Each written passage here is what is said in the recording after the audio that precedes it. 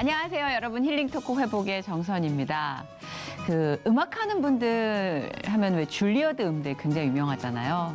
음악적 천재들이 모이는 곳이라는 줄리어드 음대에서 되게 재밌는 연구를 해봤대요.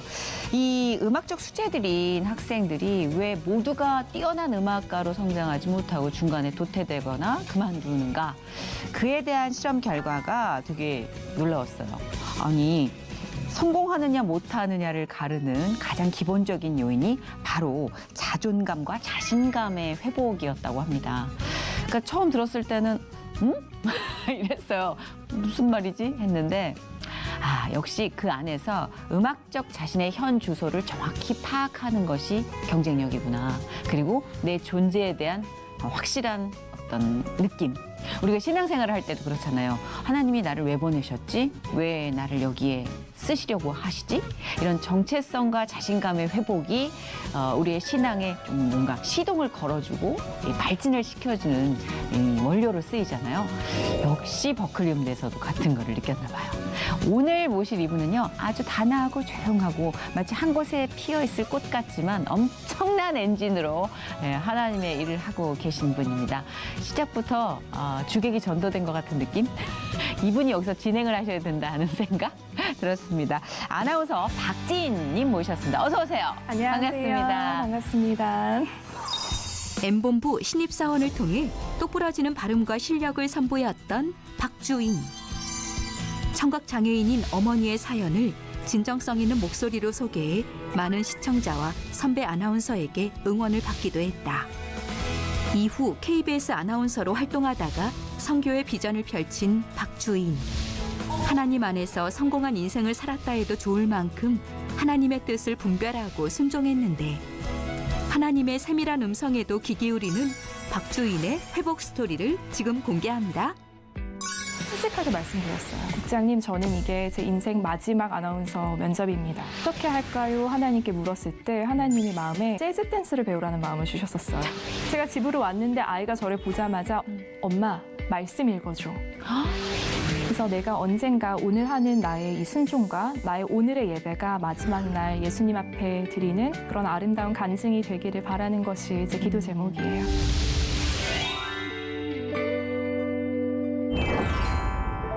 여기서 진행하시고 제가 나온 것 같아요. 박주인 아나운서 되게 오랜만에 봬요.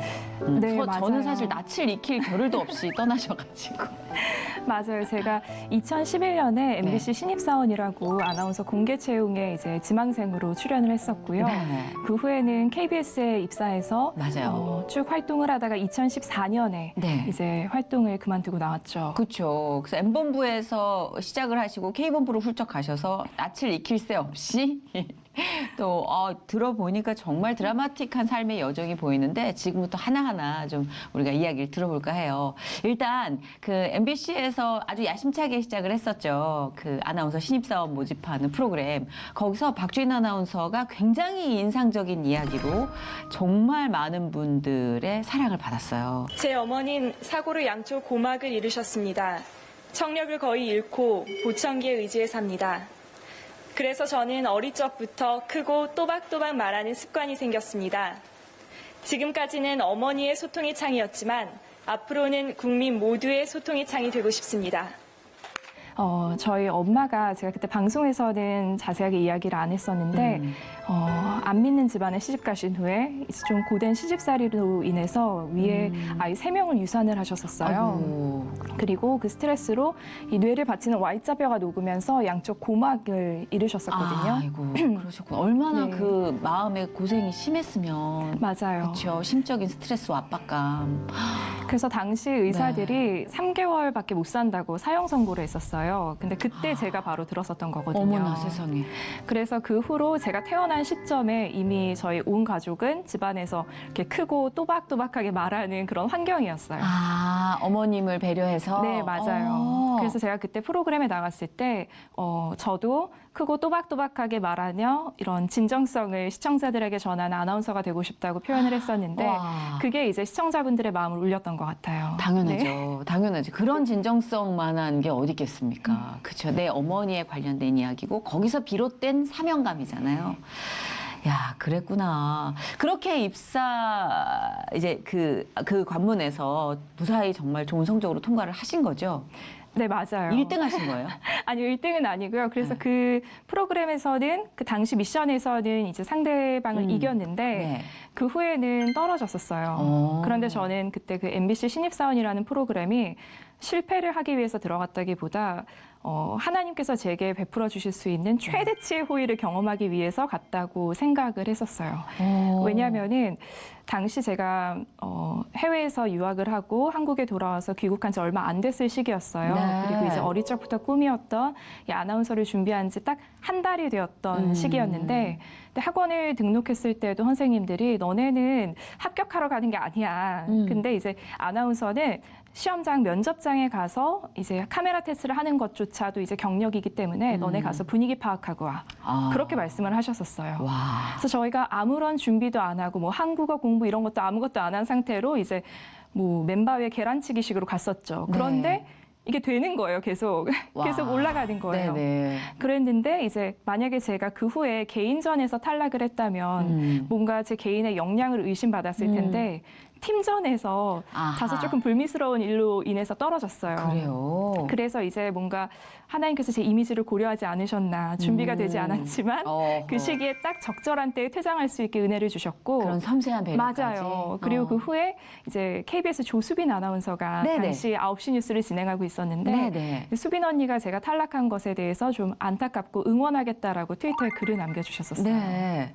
근데 그때 제가 매일 밤 9시마다 이제 수빈 언니의 9시 뉴스를 보면서 꿈을 키웠는데 아. 나의 꿈이었던 그녀가 내 꿈을 응원한다고 하니까 이게 얼마나 격려가 됐겠어요. 그런데 짜릿하다. 그래서 그 후로도 언니가 사석에서 밥도 사주고 또 조언도 해주고 이러면서 아나운서가 나의 꿈인 줄 알았는데 하나님께서 지지해주는 아버지의 꿈이기도 하구나라는 그런 확신이 들었었죠. 네. 그랬구나. 그 짧은 이야기인데도 시작점에 불과한 이야기인데도 마치 전체를 듣는 것처럼. 근데 이게 말하는 자의 힘이라는 게 근데 확실히 타고나셨네요. 이게 정말 빨려 들어가게 되고 정말 따박따박 얘기해 주시니까 귀에 쏙쏙 들어오고 마음에 머물러요. 시작점인데 다 들은 것처럼. 너무 재밌네요, 진짜. 흥미진진합니다. 그래서 K본부로 들어가시게 된 계기는 뭐예요? 그래서 저는 이제 MBC가 나를 버렸으니까 이거 어떤 느낌인지 전 압니다. 그래서 이제 K로 가야겠다 하고 이제 공채를 준비했죠. 네네네. 그래서 준비를 하면서도 마음이 그렇게 평안했어요. 그리고 이제 1차 합격하고 2차 합격하고 3차 실기 시험을 볼 때 저희 아빠가 꿈을 꾸셨어요. 꿈에서 제가 공중에서 그네를 타고 있고 네. 이제 천사들이 수발을 들고 이제 아래에 있는 사람들이 저를 이렇게 우러러보면서 쟤는 정말 잘 될 거야. 그런 말들을 하더래요. 와, 그러다 갑자기 헬리콥터가 와서 저를 낚아채갔대요. 갑자기요? 갑자기요. 그래서 이게 무슨 꿈이지? 하고 생각을 했는데 이제 그 그네 탔던 거는 제가 KBS에 합격할 것인데 네. 거기 오래 있는 게 나을 뜻이 아니니까 주인아 너는 거기서 그냥 평안하게 즐기다가 내가 나와라 하면 나를 따라 나오면 된다. 그런 의미였던 거예요. 그래도 헬기는 너무 긴급하지 않소? 그러니까요. 헬기는 너무 긴급 상황 아니에요?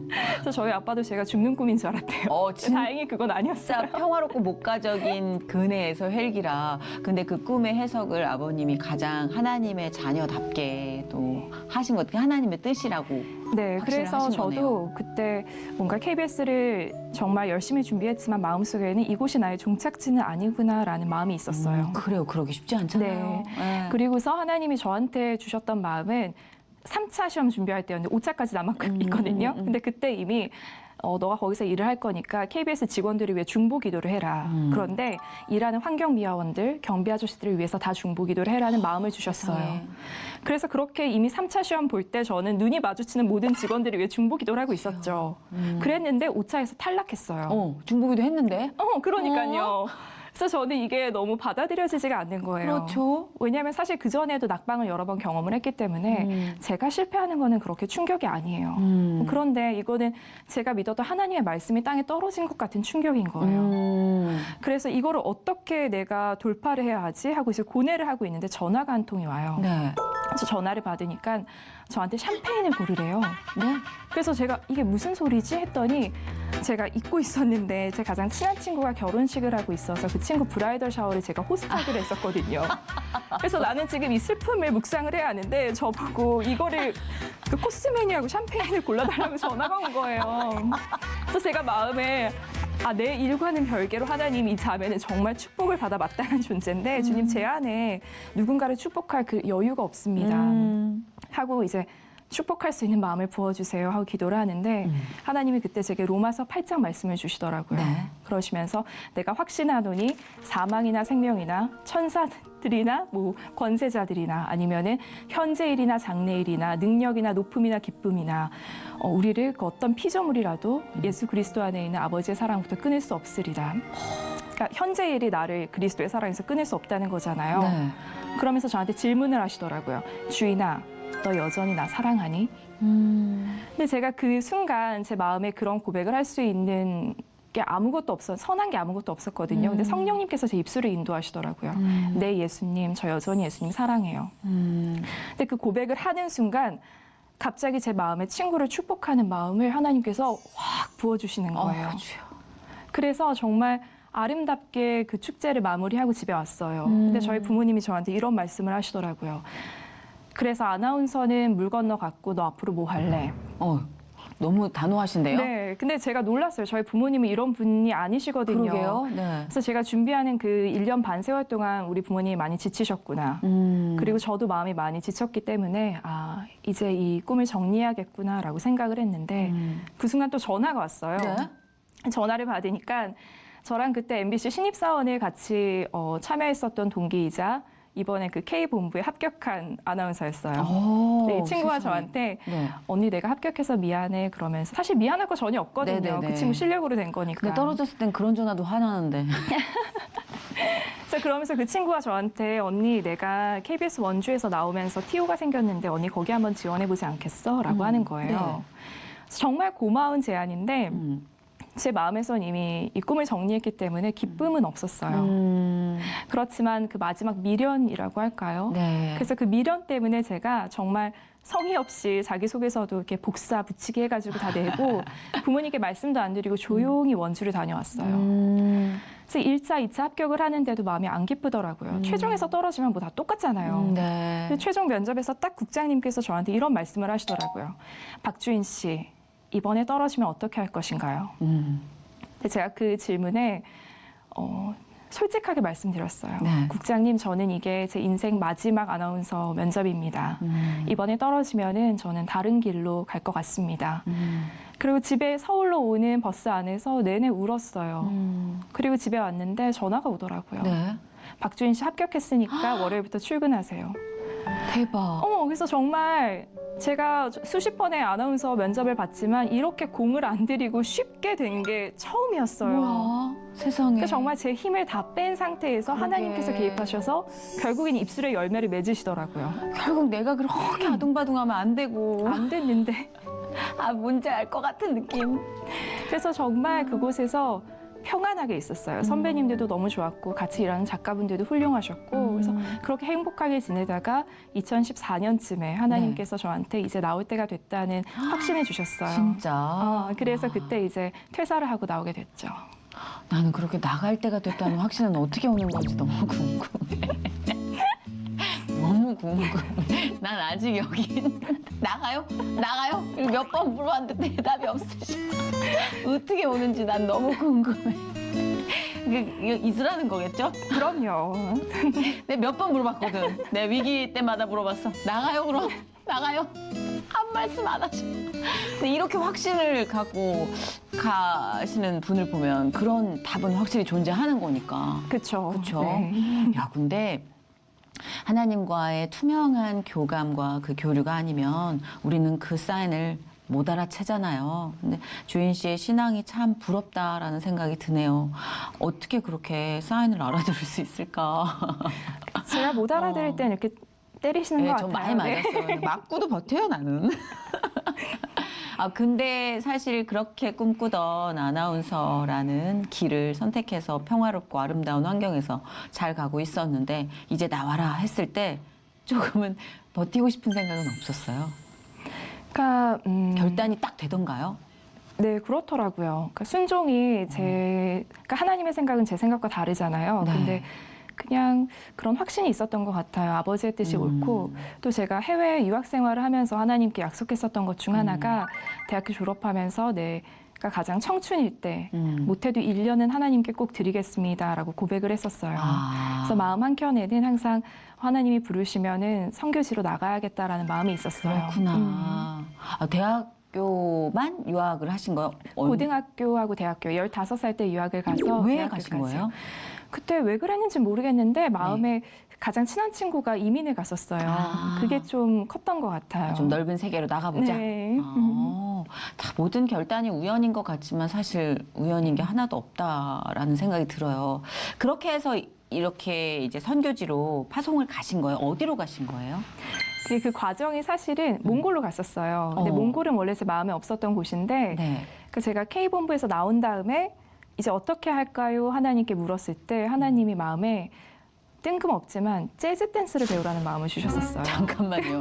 아니 잠깐만요. 내가 너무 지금 내 한 줄기로 가면 모르는데 아까 그네 탈 때 헬기 뜬 것까지만 해도 그것도 좀 낯선데 재즈요? 네. 댄스요? 그래서 저도 아나운서 그러니까요. 저도 하나님 제가 재즈 댄스를 배우려고 퇴사하고 나온 건 아니잖아요. 그러니까 아니 참 흥미롭긴 하네요. 자꾸 티저가 자극적이니까 들어가게 되네. 재즈 댄스를 배우라는 마음이 왔어요. 네. 그래서 제가 잘못 들었을 수 있잖아요. 그렇죠. 그래서 마음에 일단은 순종하자 하고 재즈 댄스 강사 자격증을 발부해주는 학원을 위주로 알아봤어요. 네. 그리고 마음에 예산을 잡아뒀어요. 네. 주님, 만약에 제가 정해둔 이 예산에서 1원이라도 비싸면 그냥 주님의 뜻이 아닌 걸로 알고 제가 다른 길을 좀 찾아보겠습니다. 네. 하고 이제 대표님을 만나서 이야기를 하는데 제가 방송했다는 이야기를 말씀 안 드렸어요. 혹시라도 방송인 디스카운트를 해주실까 봐. 그만큼 배우기 싫었구나. 그래서 이야기를 하는데 제가 생각했던 예산보다 딱 100만 원이 더 많은 거예요. 그래서 많다. 그래서 이건 아니구나 하고 집으로 갔죠. 네. 근데 며칠 후에 전화가 와요. 어머, 왜 전화가 이렇게 자주 올까요, 우리 박주인 씨? 그러니까 제가 못 알아들으니까 하나님께서 다른 사람을 통해서 그렇게. 말씀을 하시더라고요. 너무 재밌다. 그래서 전화를 받으니까 대표님이신데 주인 씨, 내가 주인 씨랑 이야기를 하는데 마음에 감동이 와서 어머, 어떡하면 좋아. 100만 원을 할인해 주고 싶은데 어머. 하시겠어요? 이러시는 거예요. 대박이다. 그래서 저는 이게 예수님께서 예비하신 길이 맞나 보다 해서 그 후로 1년 동안 그 수업을 들으면서 강사 자격증을 땄어요. 심지어 재즈 댄스 강사 자격증을 네. 따셨어요?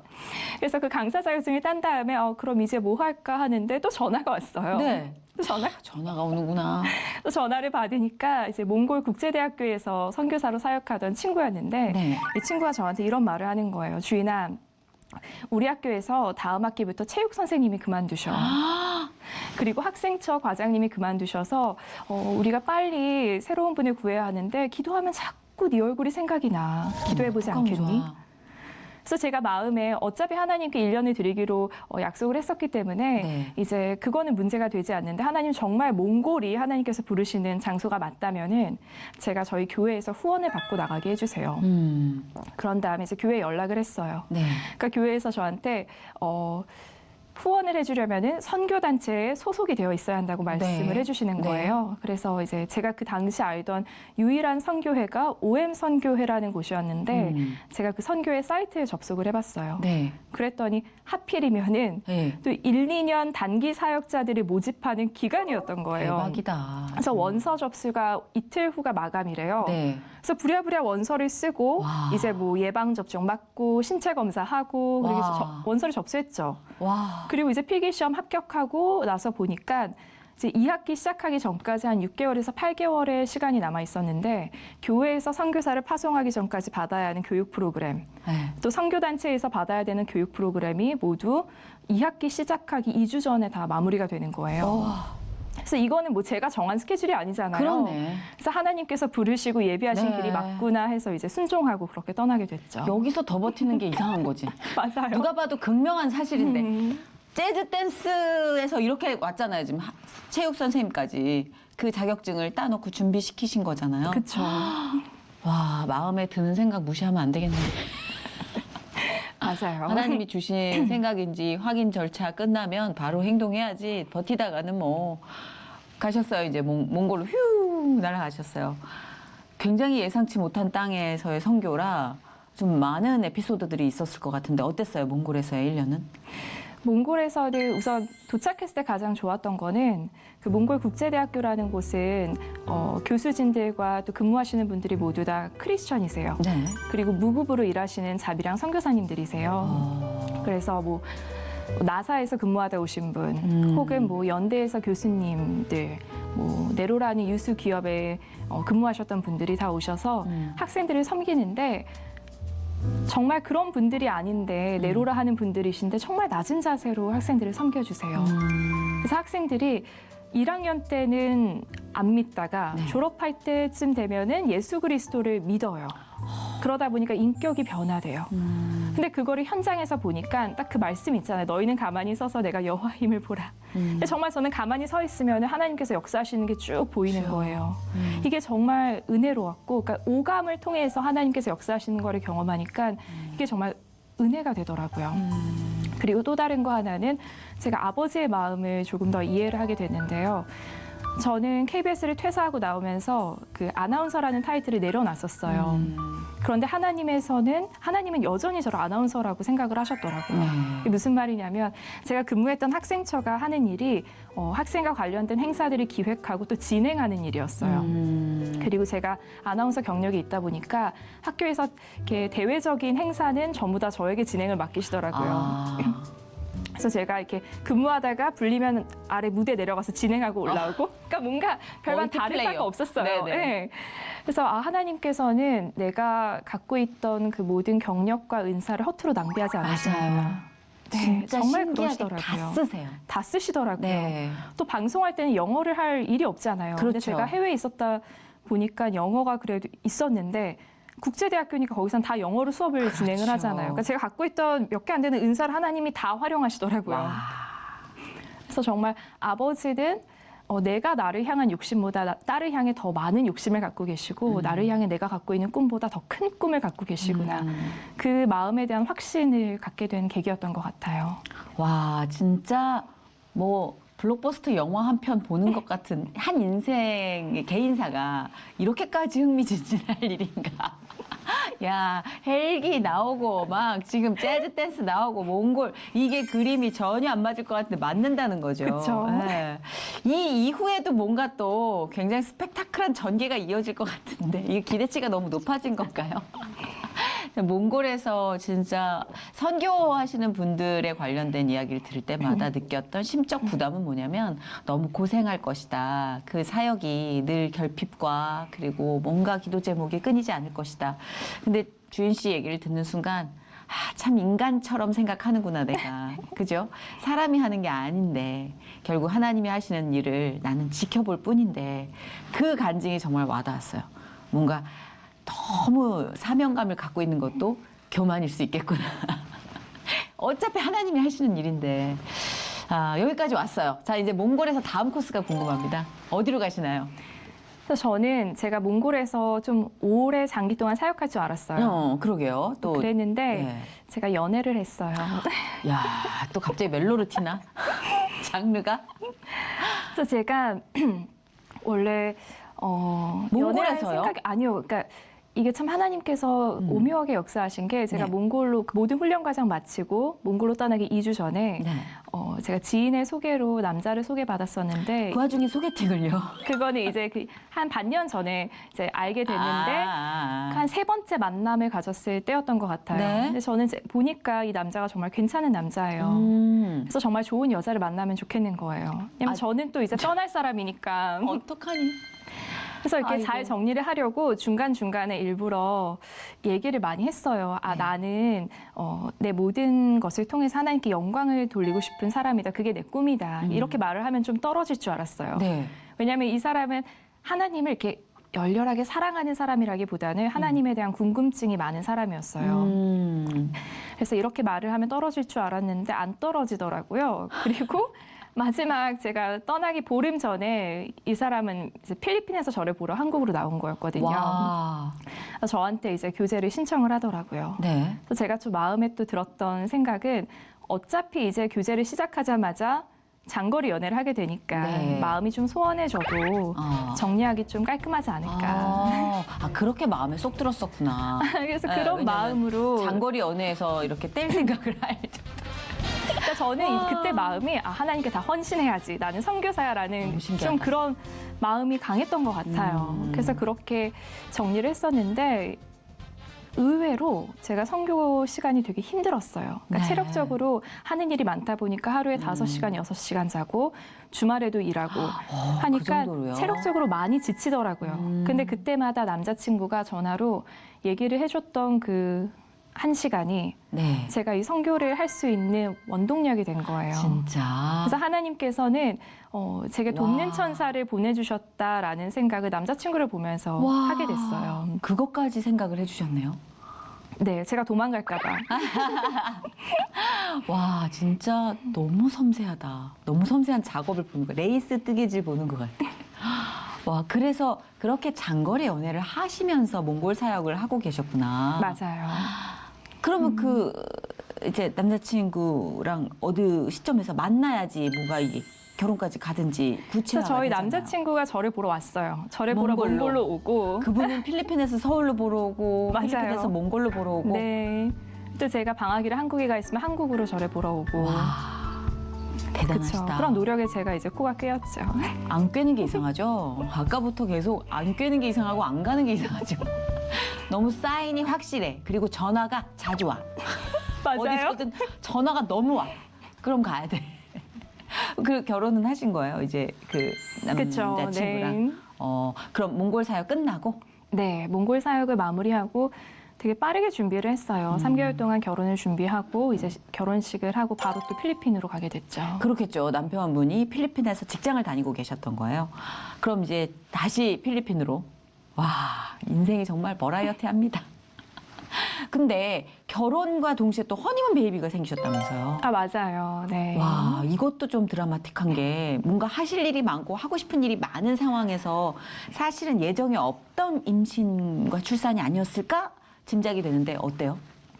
맞아요. 제가 딱히 그러니까 뭐 아이를 늦게 갖자 이런 건 아니었는데 정말 하나님께서 주신 선물이었어요. 그리고 저희가 신혼여행을 결혼하고 3개월 뒤에 남편 그 휴가 일정에 맞춰서 떠났었어요. 네. 그때 생겼던 건데 그때 짧은 간증이 있다면은 당시 그 YM에서 선교하시던 제가 알던 지인분을 만났었어요. 네네. 하와이로 선교를 갔다가 하와이로 신혼여행을 갔다가 만났는데 그분이 저한테 기도를 해주시면서 남편과 있는데 그런 말을 하더라고요. 주인이가 영적으로 눌리는 게 혹시 집에 배뚱뚱한 상 있냐고 그러더라고요. 네. 근데 그때 당시 저희가 신혼집이 마련이 안 돼 있어서 시댁에서 같이 지내던 상황이었거든요. 네, 그리고 네. 시댁 집에 그 불상이 있었어요. 아, 근데 이제 그거를 모르는 분이었는데 그렇게 딱 지적을 하신 거예요. 그래서 남편이 그 말을 듣자마자 사실은 좀 괘씸하죠. 여기가 남편 집이 아니라 시부모님 댁인데 남편이 부모님한테 그거 불상 치우라고 전화를 한 거예요. 그래서 저는 한편으로는 이렇게 불안했어요. 너무 죄송하고 왜냐하면 그들의 신앙이잖아요. 어허. 그리고 저희 집도 아니었는데. 네. 근데 시부모님이 그렇게 해주셨어요. 아이고야. 근데 그걸 하나님이 기쁘시게 여기셨나 봐요. 그때 바로 아이가 들었었어요. 그래서 그때 그렇게 아이를 선물로 주시고 이제 출산하고 그러셨구나. 육아를 하게 됐죠. 네. 저는 그런 계획과 그런 어떤 이 경로 없이 이렇게 축복처럼 찾아오는 서프라이즈한 선물이 있잖아요. 그런 줄 알고 있었는데 이 모든 것도 다 하나님의 계획이었네요. 와, 근데 그 타지에서 사실 뭐 잘해주신다고는 해도 신앙적으로 갑옷을 입고 계신 주인 씨도 사실 임신과 출산은 좀 여성으로서 변수가 많은 포인트잖아요. 그 시기가. 힘들지 않았어요? 많이 힘들었죠. 그러니까 우선 제가 필리핀에 연고가 없었어요. 연고가 그러니까. 없다 보니까. 그러면 힘들어. 애기 네. 낳고 의지할 데가 없잖아요. 맞아요. 친정엄마도 있어야 되는데. 그러니까 저희 시어머님이 정말 잘 도와주셨어요. 근데 그럼에도 불구하고 우선 남편과는 그러니까 종교적인 가치관도 맞지 않는 부분도 있었고 기질과 성향도 전혀 달랐고 저희가 장거리 연애를 하다가 같이 살게 됐으니까 맞아. 몰랐던 부분이 많은 거예요. 그렇겠네요. 그래서 그런 부분에서 오는 다툼도 있었지만 사실 무엇보다 가장 큰 문제는 남편이라기보다 제가 소속된 공동체가 없다는 사실이었어요. 제가 가서 정착한 교회가 없었어요. 그래서 이제 주일 예배만 가끔 이렇게 막 구경하러 가는 듯이 가서 예배만 드리고 오고 그리고 소속된 공동체가 없다 보니까 혼자 신앙생활을 해야 하는데 아이가 들었었잖아요. 그러니까 육아를 하다 보니까 이제 아이 아유. 핑계로 못 나가고 네. 또 아이가 걸을 때쯤 되니까 코로나로 교회가 다 락다운된 거예요. 네. 그러니까 거의 2년 넘는 시간 동안 혼자 신앙생활을 하니까 안 되더라고요. 그 힘들죠. 정말 힘들었어요. 사실 공동체를 벗어난 신앙생활이라는 게 물이 없어진 물고기 같은 느낌? 맞아요. 호흡이 힘들 정도로. 네. 예. 그렇죠. 사실 이 시기에 가장 큰 위기이고 고민인데 숙제면서 그 먼 타지에서 훨씬 더 힘드셨을 것 같아요. 기도로 많이 붙드셨겠네요. 매달리고 살려달라고. 그랬어요. 그리고 네, 가장 저를 위해- 절박하고 순도 높은 기도가 나오지 않아요? 맞아요. 근데 또 혼자 신앙생활을 하다 보니까 이렇게 하나님의 말씀을 잘 듣고 분별을 해야 하는데 그 또한 이제 무뎌지는 거예요. 맞아. 귀가 어두워지고 맞아. 말씀을 읽어도 이거를 깨닫지 못하고. 그래서 정말 딱 그 무리에서 떨어진 양이 돼서 이리의 표적이 됐던 것 같아요. 그리고 그게 사탄의 전략이었던 것 같아요. 저를 공동체로부터 고립시키는 것. 네. 그렇구나. 그건 어떻게 극복하셨어요, 그러면?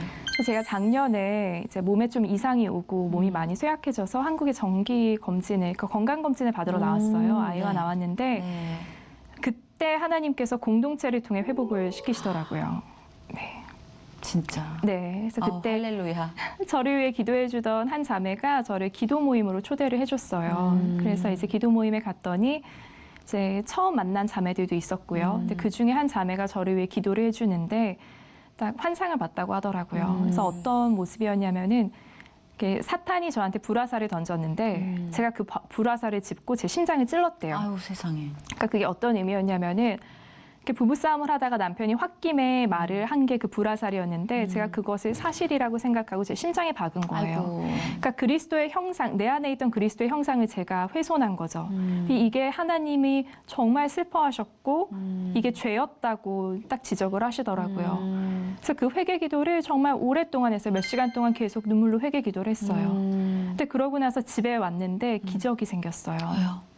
제가 잠든 저희 딸의 얼굴을 보는데 제 안에 거룩한 모성애가 창조가 됐어요. 그러니까 창조라는 단어 외에는 어떻게 설명할 수가 없는 게 저는 아이를 출산한 후에 모성애가 없었어요.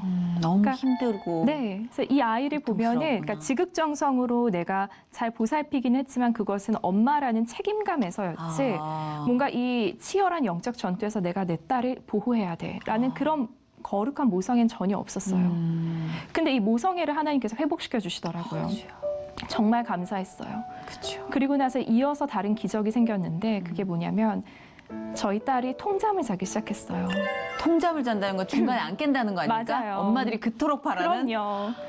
그러니까 제가 원래 신생아들은 잠이 없어요. 그런데도 없죠. 저희 딸은 유독 심해서 매일 밤마다 10번에서 15번씩 깨고 그리고 이제 분유가 문제였다는 거를 알게 된 후에 분유를 바꿨는데도 그래도 매일 4-5번은 깼어요. 그러니까 그 말은 40분에 한 번씩 또 적게는 2시간에 한 번씩 매 순간 깼다는 깨야 되니까. 뜻이거든요. 네. 그러니까 아이도 저도 2년 동안 잠을 못 자서 아주 예민했어요.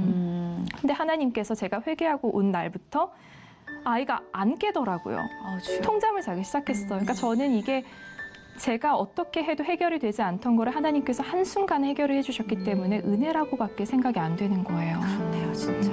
와, 은혜라고밖에 설명할 방법이 없네요. 너무 많이 우셨겠다. 너무 감사해서. 그 마음이 막 느껴지는 거 있죠. 네. 근데 다시 가셔야 되는 거 아니에요, 필리핀에는? 이제 코로나가 좀 정리가 되면은 네. 그렇겠죠. 근데 그럼 하나님께서- 남편분과는 지금 떨어져서 계신 거예요, 네. 직장 생활하고. 네. 근데 그런 시간도 또 필요하다 그러더라고요. 예, 서로가 서로를 또 더 아끼고 오래 보기 위해선 그 서로를 치유하는 시간을 하나님이 주신 게 아닌가. 맞아요. 네. 정말 애틋해요. 많이 보고 싶어요. 그렇죠. 예, 그러니까 너무 당연했던 모든 것들이 다 애틋해지니까. 그러니까 사실 이 시기가 어려운 시기긴 하지만 우리가 놓치고 사실 너무나 당연시 여겼던 그 많은 것들에 대한 회상을 다시 뭐랄까 재부팅해야 되는 시간? 그 기회를 주신 것 같다라는 생각도 해요. 저는 한편으로는. 근데 가정도 이렇게 재부팅이 되고 있잖아요. 맞아요. 그 가정에서도 그러니까 뭔가 항상 아이의 문제, 다른 사람의 문제라고 생각했던 것을 하나님께서는 너의 죄라고 회개를 시키시더라고요. 그래서 기도 모임을 다니고 교회에 이제 소속돼서 활동을 하면서 하나님이 계속해서 회개에서 회개로 인도를 하셨어요. 그러면서 또 한 번 더 크게 회개를 하게 하셨었는데 네. 그게 뭐였냐면 제가 제 딸이 유별나다라고 생각했던 죄였어요. 오, 그래서 그러니까 잠도 잘 못 자고 예민하다. 네. 그래서 저희 딸이 때를 쓰면은 정말 심하게 때를 썼어요. 그래서 뭐 그 이유도 뭔가 제가 상식적으로 공감을 할 수 있으면 좋겠는데 제가 요리를 한다고 머리를 묶어서 갑자기 때를 쓰고 어머. 볼일을 보고 물을 내려서 물을 내렸다고 때를 쓰고 그러니까 갑자기 지뢰밭처럼 이렇게 팡팡 터지니까 그러네요. 제가 감당하기가 힘든 거예요. 네. 집안일을 하면서 아이를 봐야 하는 상황이라서 또 아이가 한 번 때를 쓰면은 막 온몸으로 머리를 막 바닥에 치면서 하니까 다칠까 봐 저도 세상에. 온몸으로 막 이렇게 지켜야 하니까 체력전이에요. 근데 그렇게 40분 또 그러다 1시간씩 하루에 4번 이렇게 하면은 서로 너무 지치는 거예요. 그러게요. 그 아이를 보호하면서 아이가 제 뺨을 때리고 깨물고 핥히고 그러니까 금쪽 같은 내 새끼를 보는 것 맞아요. 같은데요. 정말 그랬어요. 그래서 막 몸이 피나고 막 멍들고 그랬었거든요. 네. 그래서 저는 아니 우리 엄마는 3남매 키우면서 그렇게 유순했다고 하던데 왜 내 딸은 이렇게 힘들지? 왜 내 딸은 이렇게 유별나지? 그 생각을 했어요. 그 친구들도 보려면 주인아 어떻게 네 딸이 이러지? 그래서 저는 그 생각을 했었는데 하나님께서는 저한테 그게 너의 죄인데 왜 너의 딸의 잘못이라고 생각을 하냐. 그래서 그 딸이 유별나다고 생각했던 게 결국에는 학대였다고 그런 마음을 주시더라고요. 세상에. 그러니까 제가 입으로 말은 하진 않았지만 그런 생각을 품었다는 것 자체가 학대였던 거예요. 어머. 그래서 이거를 처음보다 더 깊이 회개를 시키셨어요. 그래서 정말 펑펑 울고 그렇게 회개하고 집을 왔는데 또 기적이 일어났어요. 제가 집으로 왔는데 아이가 저를 보자마자 엄마 왔어? 이런 말이 아니라 제 눈을 보자마자 엄마 말씀 읽어줘. 이렇게 이야기를 하는 거예요. 몇 살이에요? 아이가 4살인데 당시 2돌 조금 지났을 때라서 사실 한국 와서 말이 트였어요, 저희 딸이. 그래서 이렇게 단어는 막 50개, 60개 알았지만 이 문장을 나열하는 건 익숙하지 말씀 않았었거든요. 읽어줘는 문장이잖아요. 7살도 말하기 힘든 굉장히 성숙한 문장이잖아요. 네, 그래서 저는 우선 이 딸이 문장을 나열했다는 사실에 놀랐고 그 첫 마디가 내 눈을 보자마자 말씀 읽어줘라는 말이었다는 사실에 놀란 거예요. 그래서 이 딸이랑 이제 침대에 누워서 말씀을 한 3장 읽어주니까 아이가 잠이 들더라고요. 세상에. 그래서 뭔가 우연인가 했는데 다음날 아침에 눈을 뜨자마자 저를 보고 엄마 말씀 읽어줘 이러는 거예요. 그래서 그 뒤로는 매일같이 주야로 말씀을 읽어주는 엄마가 됐어요. 와. 딸 덕분에. 와. 정말 아니 죄송합니다. 간증 맛집이네요. 뭐 하나 허투루 흘릴 게 없는. 없어요. 뭐, 야 전화가 자주 오질 않나. 회개를 깊숙이 하고 난 다음에 드라마틱한 반전. 사실 이러한 변화도 모두에게 주어지는 건 아니잖아요. 진짜 깊이 그 바닥까지 가서 납작 엎드린 다음에야 얻을 수 있는 결실들인데 그거를 시키시고 그걸 해내셨다는 그 일련의 과정들과 관계가 너무 부러워요. 그렇죠. 네. 와, 참 많은 순간에서 우리가 하나님과 함께하지 않으면 안 되는구나라는 걸 여실히 보여주는 간증인 것 같아요. 이제 진로를 선택할 때도 그리고 그 선택에 대해 잠시 떠나 있거나 결단을 내릴 때도 결혼을 하거나 내 사역에 대한 준비를 할 때도 아이를 낳을 때도 출산을 할 때도 뭐 다 매 순간 호흡하는 매 순간 주님이 필요하구나라는 걸 계속 들려주고 계세요. 계속 전화가 와. 이 전화가 계속 와요. 그 전화 신랑한테선 자주 옵니까? 네, 매일 통화하고 있어요. 그렇게 또 쌓아가는 거죠. 연애 때 맞아요. 우리가 좋더라고요. 애틋했던 감정을 그죠. 아 근데 저는 이렇게 주인 씨 얘기를 들으면서 이 사람 참 아나운서로 활용됐으면 좋겠다. 아멘. 왜냐하면 이야기를 전달하는 능력이 좀 남다르다는 생각을 강하게 받았어요. 그래서 하나님이 때가 되면 진짜 아주 훌륭한 아나운서로 쓰지 않으실까. 그거는 뭐 경력과 나이, 인간들의 물리적인 조건을 초월한 선택이겠죠. 하나님이 쓰시는 때는. 저도 그런 거를 제 몸으로 느끼니까 그런 생각을 불현듯 했어요. 네. 아멘. 네, 정말 믿음을 받겠습니다. 정말 너무 놀라운 재능을 갖고 계세요. 흡입력이 좀 남다르세요. 감사합니다. 네, 네. 그래서 이게 뉴스를 전달하는 아나운서로서도 그렇지만 이야기를 전달하는 사람으로 아주 훌륭하게 쓰이실 것 같다라는 생각을 합니다. 그렇게 쓰이셨으면 좋겠어서 오늘부터 기도하려고요. 네. 고맙습니다. 선한 영향력을 아주 강하게 그리고 아름답게 세상에 흩뿌려 주실 재원이신 것 같아요. 감사합니다. 제가 웬만해서는요 남에게 이렇게 몰입해서 이렇게 안 들어가거든요. 근데 눈빛 그리고 발음 그리고 목소리 이 모든 에너지가 최적이에요, 진짜. 하나님 쓰실 때입니다, 지금.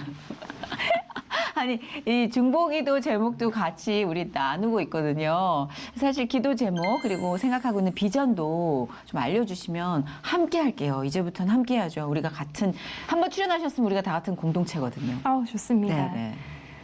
제가 며칠 전에 사실 몽골 사역을 마무리하면서 썼던 일기를 보고 있었는데 그때 꿨던 꿈이 있더라고요. 네네. 그때 꿈을 꿨었는데 제 지인들이 무대에 나가서 돌아가면서 발표를 하고 있었어요. 그래서 어떤 자매는 이렇게 피아노를 연주하면서 찬송을 부르고 또 어떤 자매는 수영하는 모습을 동영상에 담기도 하고 네. 또 몇몇 동영상은 약간 대중에게 보여드리기엔 좀 적합하지 않은 동영상도 있었어요. 그러다가 이제 저는 아무것도 준비한 게 없어서 네. 그럼 나는 뭐를 하고 올까 생각을 하다가 이제 찬송을 부르고 와야겠다라고 생각을 했어요. 네. 그러면서 이제 연주자를 찾는데 연주자가 안 보이는 거예요.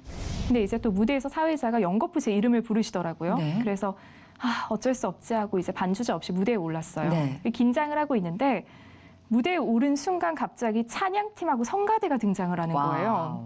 그래서 같이 찬양을 부르니까 내가 좀 실력이 부족해도 묻혀가잖아요. 네. 그래서 긴장이 풀렸어요. 네네.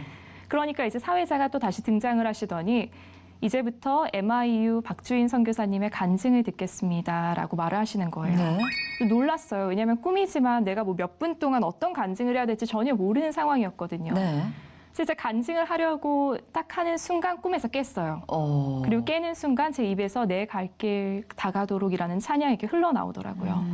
그래서 꿈을 깬 다음에 이게 뭘까 생각을 했더니 우리가 돌아가면서 발표했던 순간은 언젠가 우리가 마지막 날 예수님 앞에서 우리 영혼이 직고한다고 표현을 하시잖아요. 네. 근데 그 직고하는 방법을 간증의 방법으로 꿈에서 나타내셨던 것 같아요.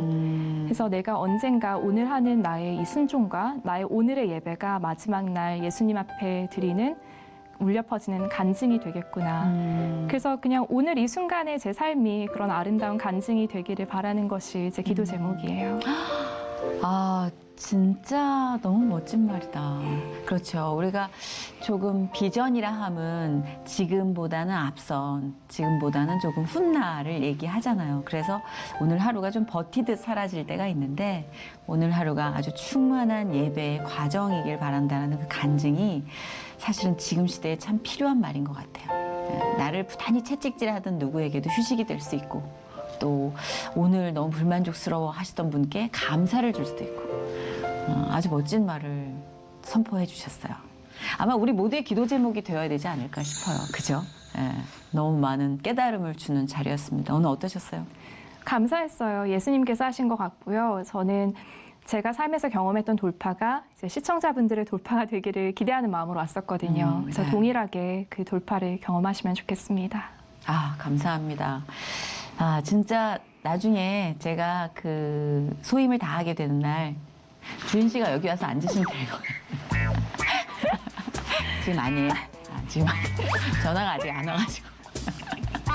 전화 가면 가는 거. 네, 저는 제 전화를 기다리겠습니다. 네, 저는 전화 아직 못 받아가지고 그럼 더 해보겠습니다. 진짜 마음의 울림이 컸고요. 자극이 된 하루였어요. 좀 메말라가고 있었거든요. 모든 게 좀 형식이 당연해지는 어떤 생활의 루틴이 되어가고 있었을 때 하나님이 이렇게 변수를 던져주세요. 형제 자매를 아낌없이 쓰세요. 그리고 정신 차리라고 깨어나라고. 오늘 주인 씨가 제 알람이 됐던 것 같아요.